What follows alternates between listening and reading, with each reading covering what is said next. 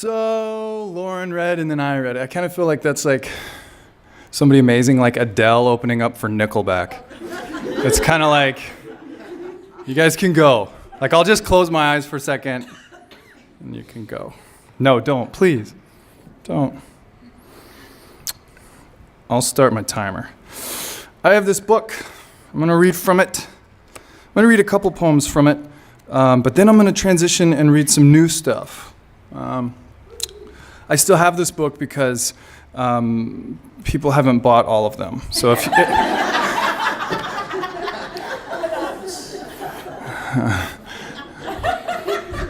hashtag too real. So if at any point during my reading of this poem or from this book, if you're like, get on with it, just buy all of them, and I'll never read from the book again because I won't have any copies. Strategery. That one was free. So this is the title poem for the book's namesake, Dog Star. And by the way, I might move closer for dramatic effect. You're not having a stroke. It's just the effect. You might be having a stroke. I don't know. I'm not a doctor. Dog Star. Dog Star. At the museum, the boy's face is held in 100 displays, reflected through halls with slick red floors and bounced around rooms big enough to swallow a bowhead whale. His mother and father pull plastic wrap from tuna sandwiches and admire the way their son's face ignites with the primary color of physics, lit by the knowledge of a North Star, hoping for the face of the Lord to appear for him in those laws, as though allowing him to hold and savor words like science and industry will not propel him into that profane inquiry where the museum and its song of the universe echo down white steel corridors and cold polished floors, while bright yellow pulleys convey thick blue buckets and pneumatic pistons press and pull massive gears hand in hand with the teeth of other gears held in each other's turning. A single red ball riding an air current, climbing and falling at a hypnotic interval, meteorites, electricity, the insides of a man, shake tables, magnets, geologic time. A scaled down town in a clear plastic basin with houses the size of Hot Wheels, a miniature man walking his dog stuck in place, while the boy holds his hand over the big red button that will flood the village and wonders if God ever feels guilty.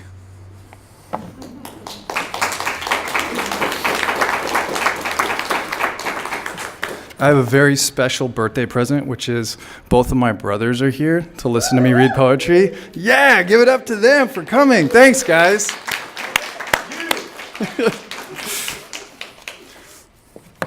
We'll be arrested before long, so. Again. Yeah. Applaud at that point if it's deserving of applause. Perfect ghost. I'm still awake, thinking about rhythmic questions. My mind is all die-cast hoops, stainless tension lugs, double-ply batter heads, cast steel pedals, felt beaters, sticks as thick as thumbs, 14 inches long.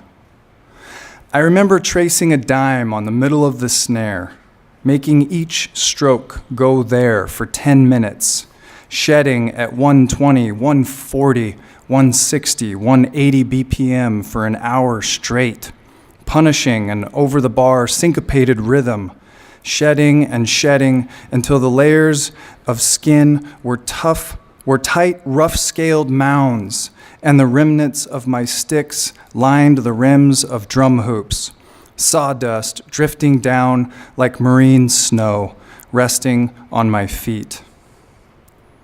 The perfect rim shot is a shotgun blast in a hollowed cathedral. The perfect ghost note is crushing snow. But what is a drummer without any drums? I remember when Bone told me the two most important things about drumming. To steal from one is plagiarism. To steal from many is research. If the girls aren't dancing, you're doing something wrong. This is how the earth was created. Percussion, one thing striking against another thing, like lovers battling or fucking until something is either created or destroyed. Music plays us the way it always has, turning turn signals into metronomes, tapping our molars at an even tempo, reminding us that a drum set without a drummer still makes a sound like a dog whistle, too high for most to hear, but for us, it's sharp enough to keep us awake, thinking about the sound of snow.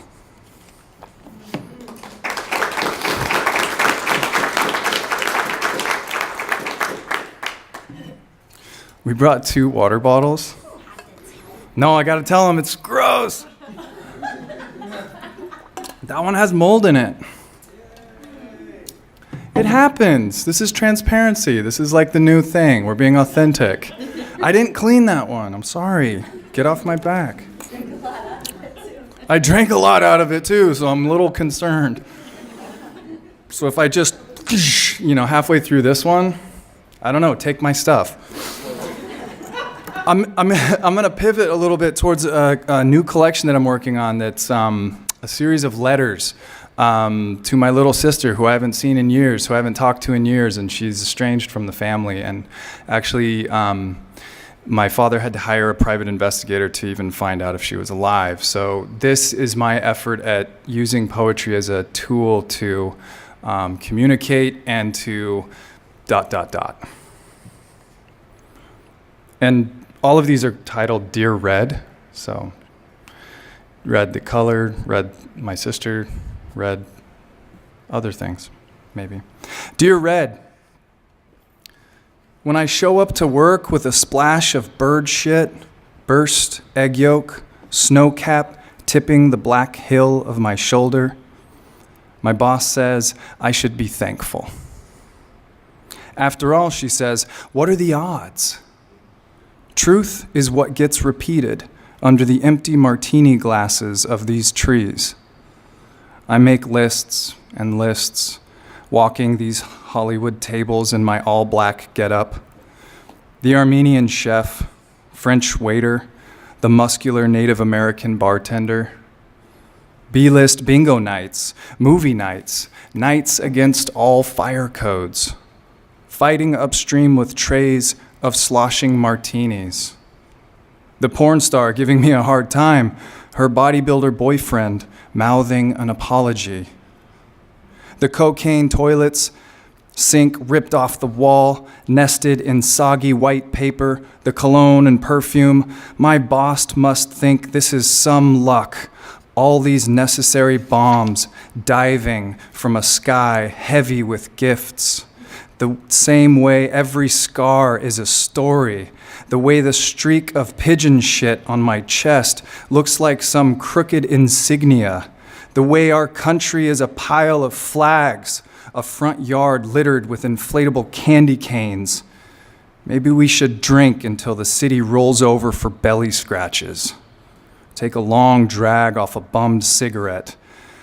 What do you want to be? Siblings? Friends? Strangers? When we board up the tiny windows of our eyes for good, something flies up.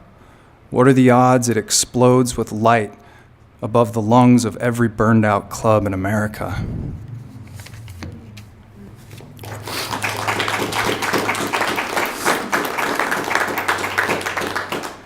By the way, you have to clap for me. It's my birthday. So, I don't make the rules, I just come up with them, so.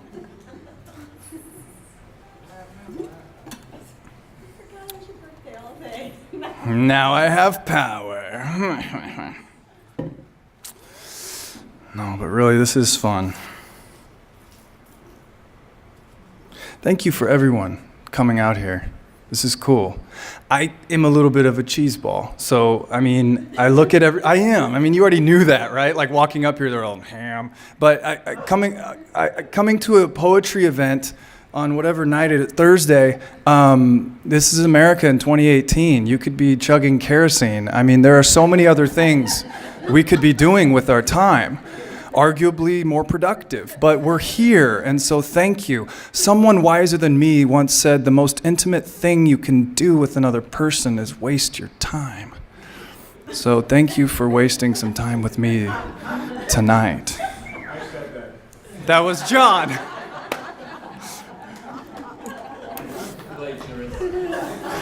It's all about timing. That's what I'm learning from John. Well done, friend, well done. Dear Red, stuck in the sleeplessness of jails, a mountain of paper-cut windows, each day glowing a cup of orange juice, plastic food adjacent sleeves I do not eat, my belly a buffet of percussion and light, white as the slivered rib bone stitched into the blue of a young man's eye socket, obscured in a hospital a few miles away. Trapped, like the hazelnut I rubbed superstitiously in a blue jacket pocket. The pocket I later donated, the luck, the year fell away like a shell, became my next pair of shoes, the months since my last haircut, lint building behind a dryer, my voice a wax cylinder etched with dates and numbers.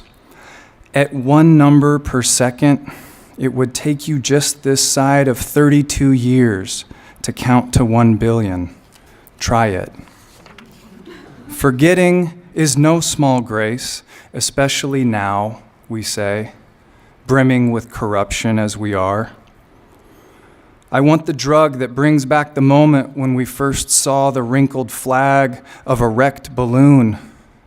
Its yellow held in the stray wires of flight, thrashing a warning or an invitation, the same way everything thrashes when we need it still as an answer, making our lives inside what is repeated, that steel bunk bed, the kite of my tank top flying over and over against the walls.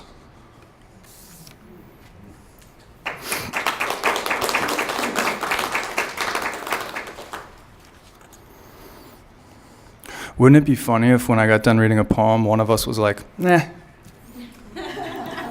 Like, you'd be offended, but I'd be like, "Get that guy a beer." Because it'd be a guy, too. Like, only men are that indecent. The eye is a drunken jailer, falling asleep with the cages open. The memories of one cell walk to the bunk of another, the mind screaming down the halls, jangling the eye's massive key ring. What this means is, I cannot tell you from the lantern, from the flu shot, from the rain. Yesterday, a man shot from a hotel window, scattered boots and blood in Las Vegas. From the 32nd floor, the bullets fell like rain through music, through more corpses and grass, plastic beer cups, straw hats, and the undying light of the strip nearby. Today, people line up to donate blood, to pour themselves into the wounded. Some say to pray. We are all just trying to make a body feel more like a person. The eye is not a drunken jailer. My mind is not a cage. I can have these memories at will, like peeling the flesh of a grape, savoring the stickiness. I can render you here or in the Cayman Islands, cleaning a hurricane, bringing water to a child, tucking bullets into the sleep of a magazine, singing country music in Vegas, dancing naked in a hailstorm. If you were there, would you stand, mouth open, as a bullet like a raindrop burst to meet your tongue?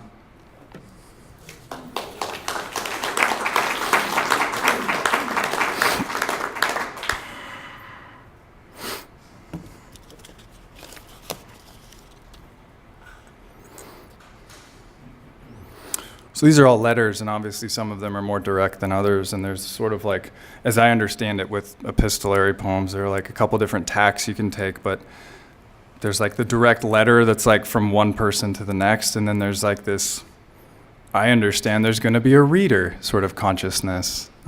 So there's a letter that's constructed, but it's conceived of with other people reading it in mind, and so I'm trying to explore sort of both of those.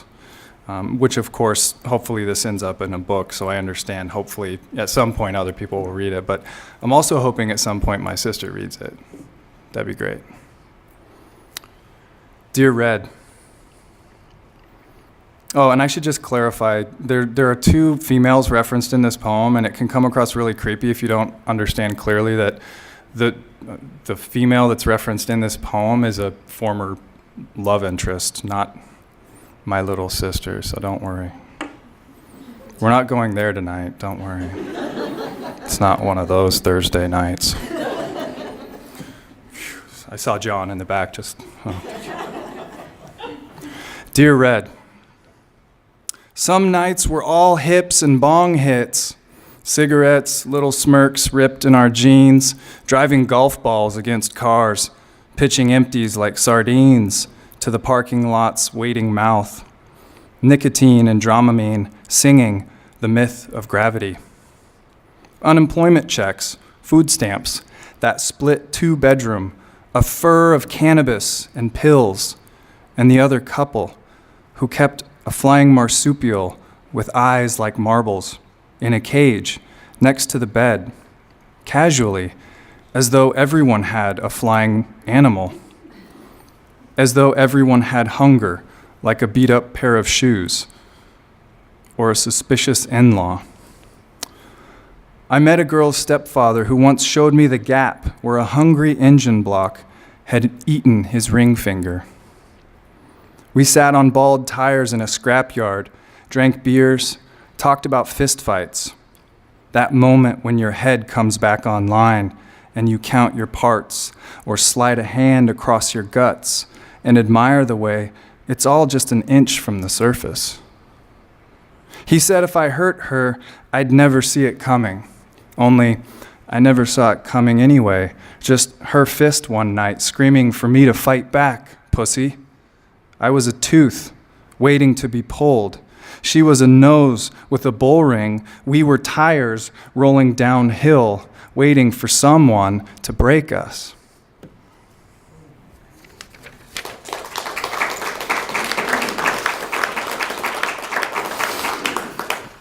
I just have a couple more minutes, so in that time I'm going to read poetry.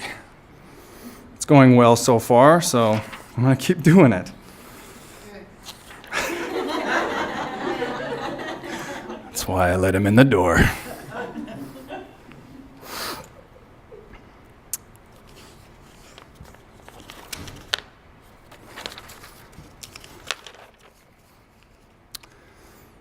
Let's see here. We got that one, we got this one. All right, I'm gonna read a poem, and then after that I'm gonna read another poem. So silly, like qualifying it. I'm gonna read another Dear Red. I'll just read two more, and then I'll stop talking for a little while.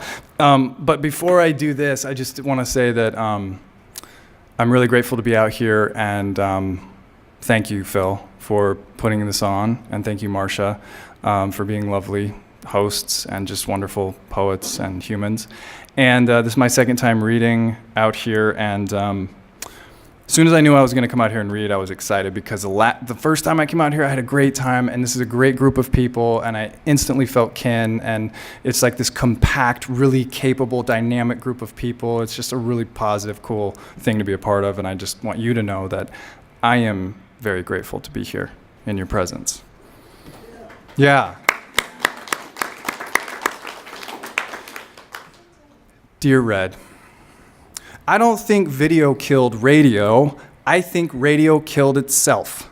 And we kept quiet about it, just kept on stealing music, forgetting the song for the ad. But surely, even now, there are children pressing speakers to their heads, running scales or drilling rudiments, lured to the nourishment of sound as the fingers give way to blood.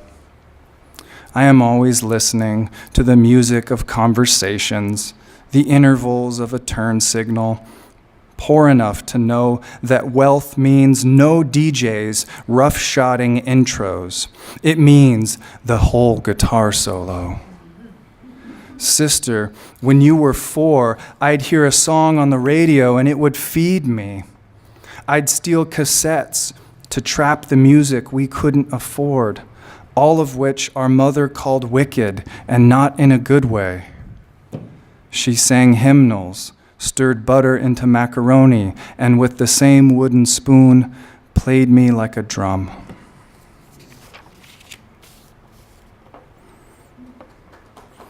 I know, it took a turn.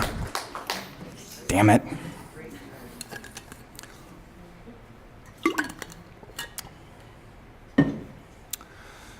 I'll end with this poem. Before I read it, Appersu is the name of our publication. Applesauce. I'm going to rush out the door and buy applesauce.com if it's not already purchased. Nobody. I call dibs. It's bought. It's all bought. I'm going to need real applesauce. But I'd love to chat with people afterwards, so you don't have to buy my book to purchase my ear. So come chat about stuff, because life's really hard and crazy right now. We can riff, rap, talk. This last poem I want to dedicate to my brothers who are here. I love you both very much. Thanks for coming.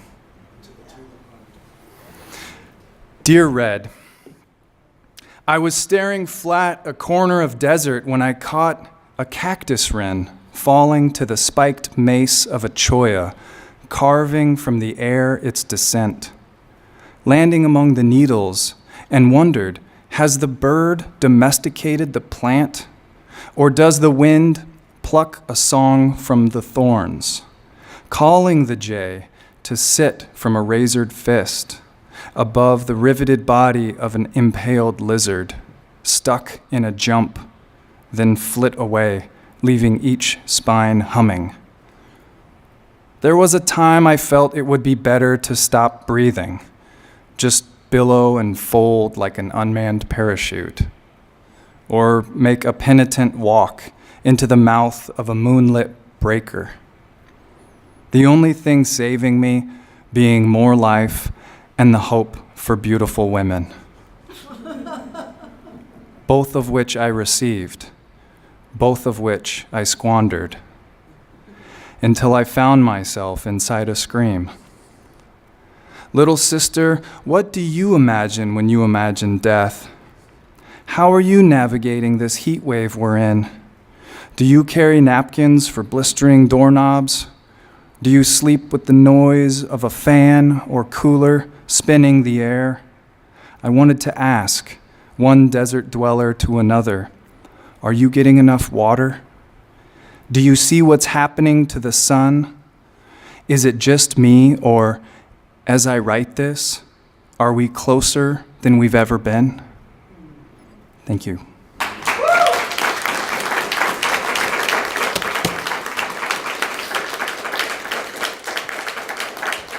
You guys are great. Thank you.